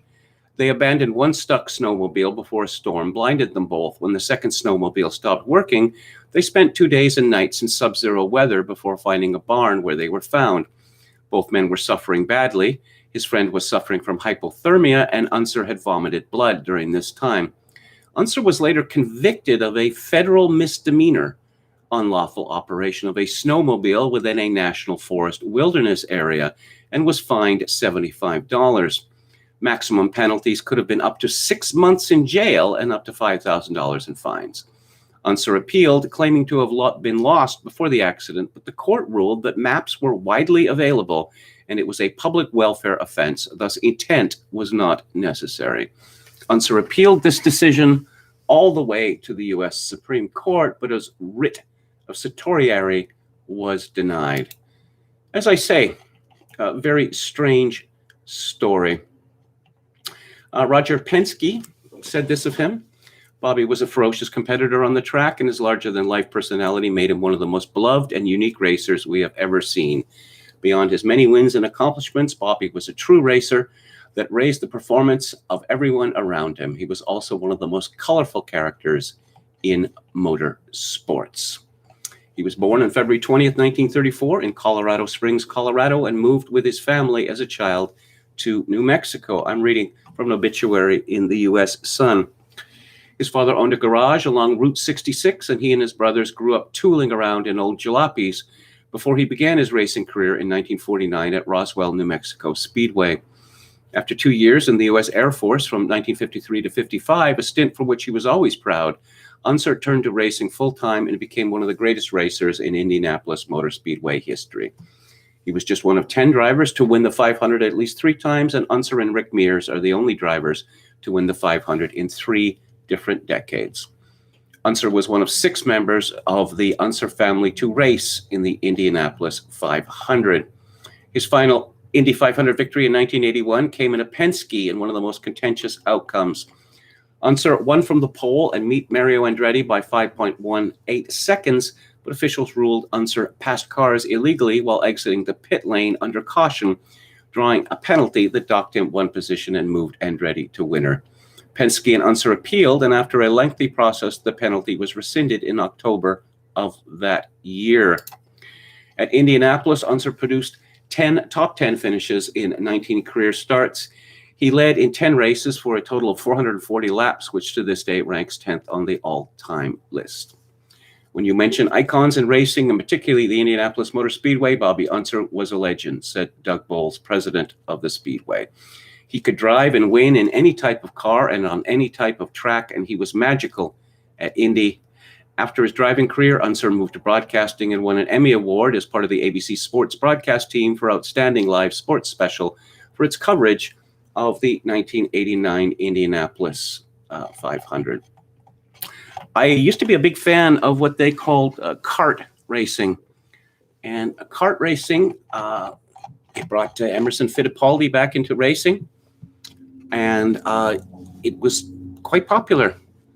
But then the family that owns the Indianapolis Speedway decided, no, they were going to have to break this up. So we had 2 rival leagues, which of course was never going to work. I found kart racing to be far more exciting than Formula One, because in Formula One, and it's been this way for a very long time, the driver who is leading the race at the first turn invariably wins the race, that there's not enough chance allowed in Formula One, and there was a lot of chance left in kart. Let's see. That race used to be an enormous deal, says Buddy. Yeah, I interviewed Paul Tracy as well, and he said to me, I may have mentioned this before on the show, but he said to me that he couldn't understand the popularity of NASCAR. It was tremendous popularity in America. He said, why do people want to watch Chevy Luminas drive in a circle? Which I thought was pretty funny. KMG, have you seen Senna? Asked Quachilango. Indeed, I have, and I reviewed it. There's a video essay on the old YouTube, 2 Kevins. It's a outstanding movie. Buddy says the whole month of May, pure excitement in the city, culminating in a giant event. GC Style says, question is, could he parallel park? Jay Miller says, F1 is so dead. It's just Lewis Hamilton. Yes, there's him, and was the German who won the championship 6 times in a row or something like that. Brandon Smith agrees with me. Kart was the best of American open wheel racing. I think that, Paul Tracy, one of the reasons he looked down at NASCAR is because NASCAR is not open wheel racing. So it's possible to do an awful lot of damage to your car and still remain in the race. Star Rover says, I saw India NASCAR races on Ontario Speedway. That was a copy of Indianapolis Motor Speedway. One of the things that I liked about kart is all the different kinds of tracks. They had the ovals, but they also had street races, and they had races, out in the country where you would have like a 2.5 mile track.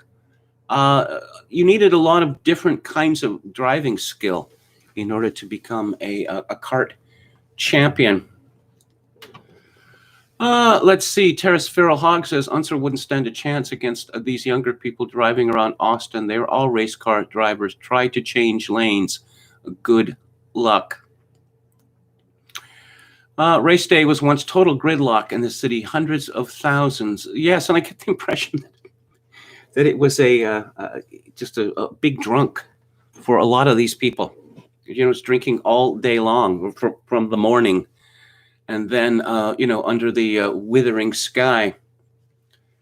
Juan Montoya was so good. He did everything, kart, Indy, F1, and NASCAR. Indeed. I suppose Formula One isn't very popular in the United States because Americans don't win at it. Mario Andretti won the Formula One championship. His son, Michael, was not so successful, and he hated it there. Being in Europe, the racing teams, they hate each other there. There was a very convivial atmosphere in kart. But Americans like to see sports in which they win. And, the Toronto Blue Jays won the World Series 2 years in a row, but most Americans seem to regard Canada as a part of the United States. They don't understand too well. A.J. Foyt drove kart. Indeed, he did. And he kept it up for too long. I mean, he was about 40 or 50 pounds overweight at the end of his career, and that hurts. That hurts. Aslan says, I just restringed my classical guitar. It's taking forever to settle. I don't think many drivers had succeeds crossing over open wheel to NASCAR or vice versa. A few, no, but not many. So what are we going to talk about now? Oh, yeah, we're going to talk about Billie Eilish because the whole world is talking about Billie Eilish. She's on the cover of Vogue wearing a corset.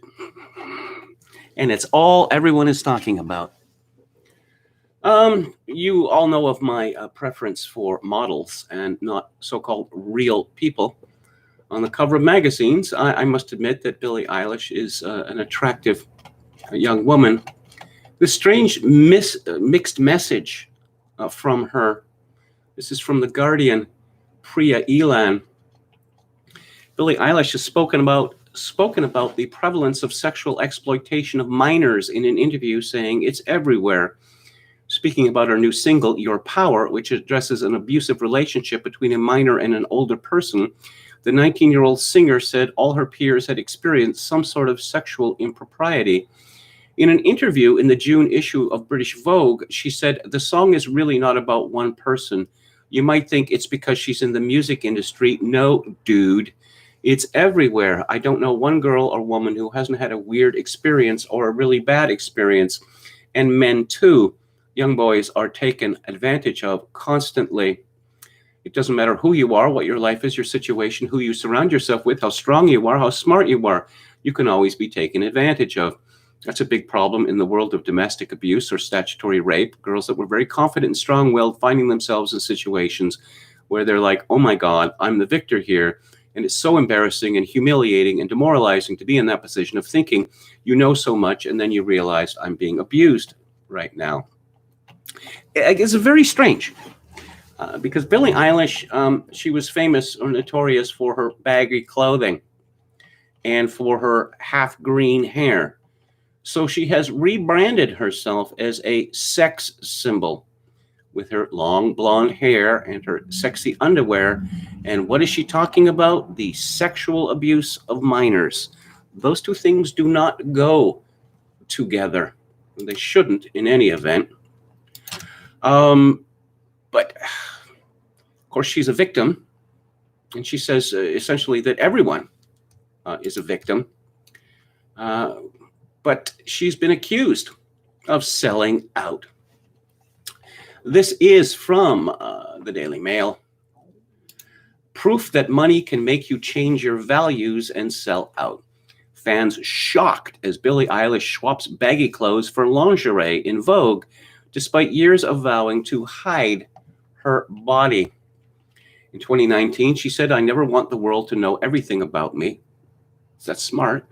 "That's why I wear big, baggy clothes. Nobody can have an opinion." Well, people did have an opinion, such as, what are you hiding? Are you hideous underneath it? Billie Eilish's lingerie shoot for British Vogue shocked fans when she departed from her famed grunge look to strip off. The singer, 19, surprised the world when she shed her signature style to pose in underwear for the publication's June issue, in a departure from her previous vows to always wear baggy clothes so that the world could not know her. A host of fans swarmed Twitter to criticize the move, with many claiming her record label were the brains behind the look, while others insisted she had sold out to look like what a woman should be and make money.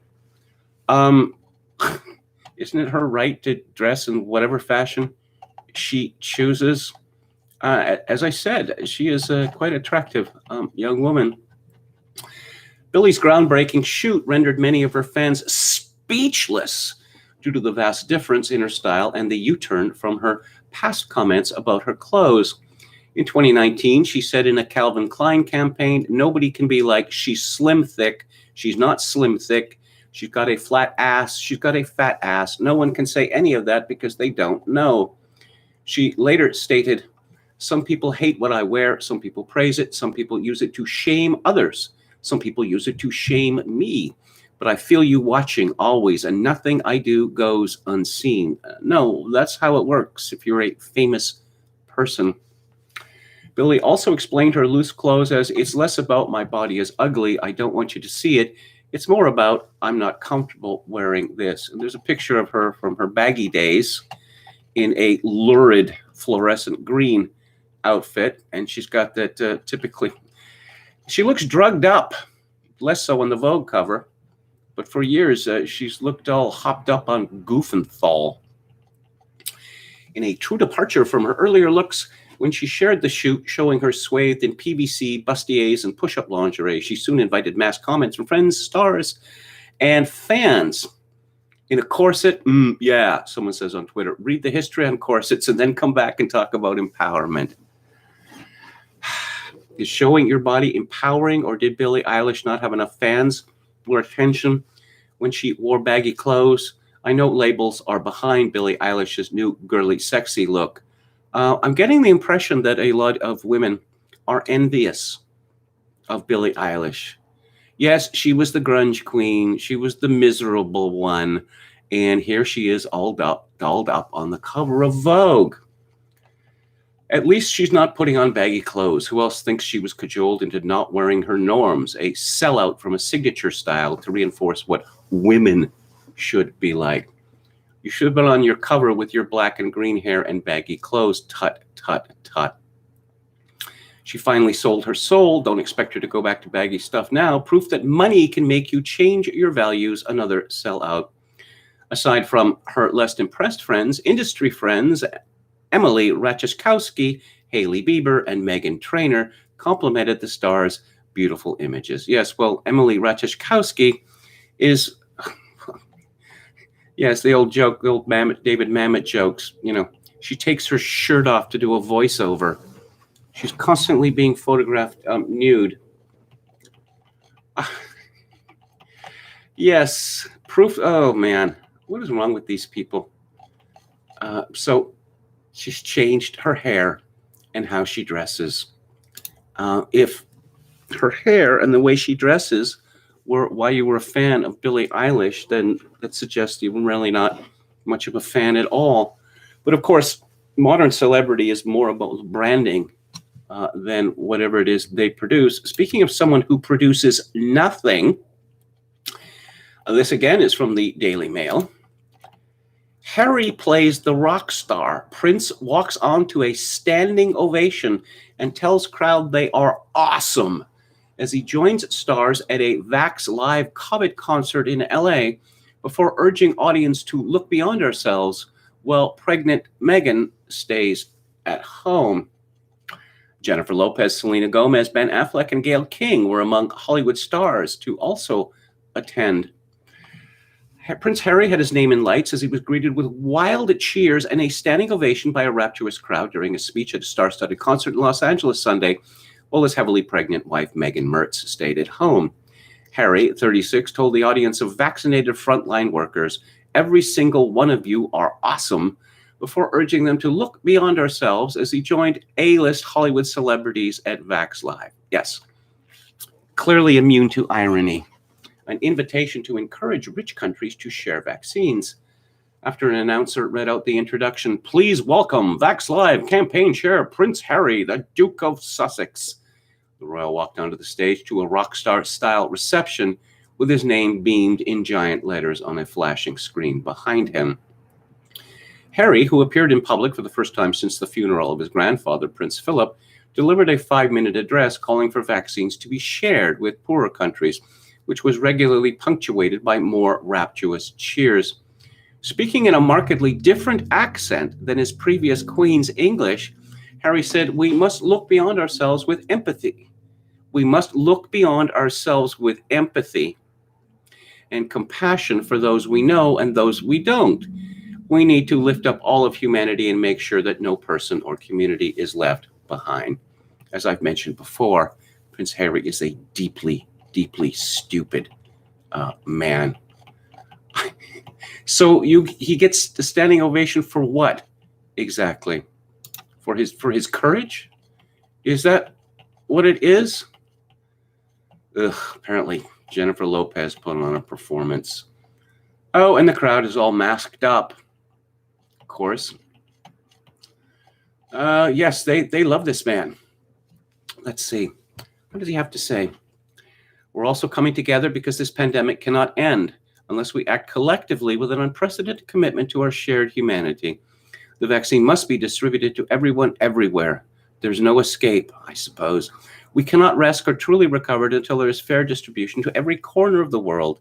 The mission in front of us is one we cannot afford to fail out, and that's what tonight is about. The virus does not respect borders, and access to the vaccine cannot be determined by geography. What does the one follow the other? It must be accepted as a basic right for all." And this is our starting point. Yes, it sounds more like a basic obligation increasingly. So I'm going to wrap it up at this point. As I say, I apologize for the lack of Music Monday, but I will be talking about that tomorrow. And let's talk about what is coming up on the show. On Theater Thursday, I'm going to be discussing a comedy from 1999 called Go, directed by Doug Liman. Exceedingly funny movie. On May the 13th, a Japanese horror film from 1977 called House. On May the 20th, a film about small-time criminals in Boston, directed by Peter Yates in 1973, starring Robert Mitchum, called The Friends of Eddie Coyle. On May 27th, Carol Reed's 1948 classic, The Fallen Idol, and on June the 3rd, Fred Zinnemann's 1966 Oscar winner, A Man for All Seasons, which I discovered that Pauline Kael did not like that movie, but of course she didn't. On the book club on Friday, I'm going to be talking about a very entertaining and informative history of the fall of the House of Caesar dynasty by Tom Holland. On May the 14th, Cultured Grugs by John Chapman. On May the 21st, The Lullaby of Polish Girls by Dagmara Dominczyk. on May 28th, American Pilgrim by Roosh, and on June the 4th, Immortal Life by Stanley Bing. Thank you for tuning in. If you like the show or any part of it, I'd appreciate it if you click on the like button and subscribe to my YouTube channel if you have not already done so. Roosh's book is coming up on May the 28th. Someone asked in the chat about that. If you would like to make a donation to this live stream, which would be greatly, greatly appreciated at this time, given the uncertain place I find myself, my PayPal account is linked to kevin_grace@hotmail.com. Once again, kevin_grace@hotmail.com. If you're in Canada, donations can be sent directly to the show via interact@kevingrace@shaw.ca. And as always, I leave you with this. In these days of social atomization and civilizational collapse, I do dearly wish that you, my dear viewers and listeners, manage to forge a genuine human connection in order to ease the burden. Good night.